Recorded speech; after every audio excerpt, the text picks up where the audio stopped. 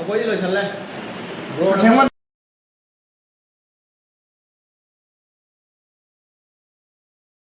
hello ꯉꯁꯤꯗꯤ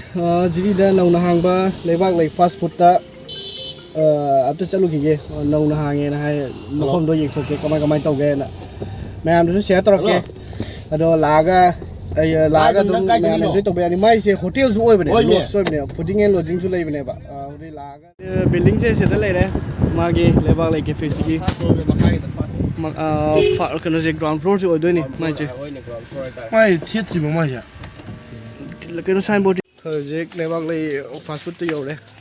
ꯃꯥꯏꯁꯦ ꯀꯩꯅꯣ ꯑꯩꯈꯣꯏꯒꯤ ꯒꯨꯂꯥꯊꯣꯜ ꯖꯤꯔꯤ ꯕꯖꯥꯔꯣꯝꯗ ꯂꯥꯛꯄ ꯃꯇꯝꯗ ꯒꯨꯂꯥꯊꯣꯜ ꯌꯧꯗ꯭ꯔꯤꯉꯩꯗ ꯈꯨꯅꯧ ꯈꯨꯅꯤꯡ ꯇꯦꯛꯈꯥꯏ ꯑꯗꯨꯗꯒꯤ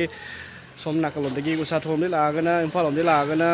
ꯁꯃꯨꯄꯨꯝꯕꯤ ꯒꯨꯂꯥꯊꯣꯜ ꯂꯥꯟꯊꯣꯛꯑꯒ ꯑꯗꯨꯝ ꯃꯤꯇꯔ ꯑꯃꯅꯤ ꯆꯠꯂꯒ ꯑꯗꯨꯝ ꯂꯩꯔꯦ ꯍꯣꯇꯦꯜ ꯂꯩꯕꯥꯛ ꯂꯩ ꯐꯨꯗꯤꯡ ꯑꯦꯟ ꯂꯣꯗꯤꯡ ꯀꯟꯐ꯭ꯔꯦꯟꯁ ꯍꯣꯜꯁꯨ ꯂꯣꯏ ꯌꯥꯎꯔꯦ ꯁꯤꯒꯤ ꯃꯈꯥꯗꯅꯦꯕ ꯃꯥꯡꯖꯤꯜ ꯀꯦꯞꯁꯨ ꯍꯥꯏ ꯑꯗꯒꯤ ꯂꯩꯕꯥꯛ ꯂꯩ ꯀꯦꯞꯁꯨ ꯍꯥꯏ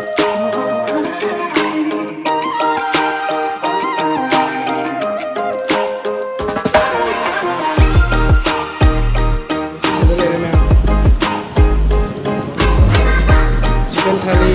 मेन कोर्स प्री ऑर्डर बस लो यहाँ रखे था मैं हमको लगाया बस ये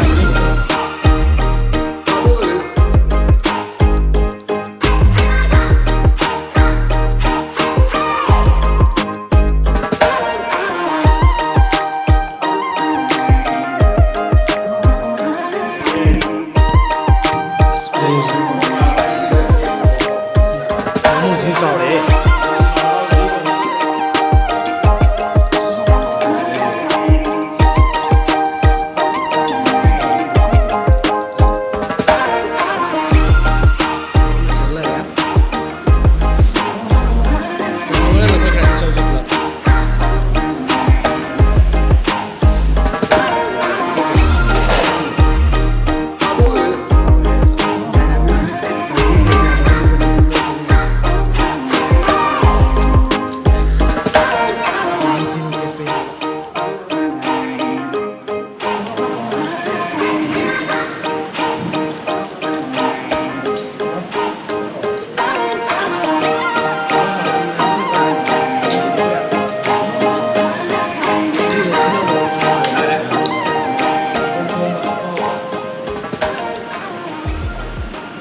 mình thấy cái hai mà mình cái phần đó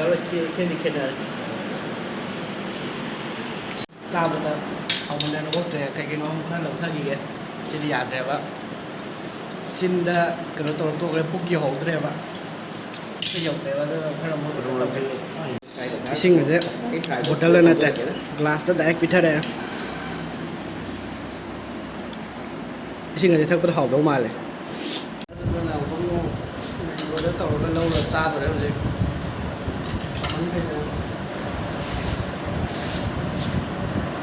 không có em mua xe chạy đi con giờ năm mình rồi nó chỉ không có mình tàu phải học về và cái gì mình rất cần sẽ lấy đẹp ạ mẹ ông sẽ là cái gì nó dạng đi em rồi sẽ lấy em rồi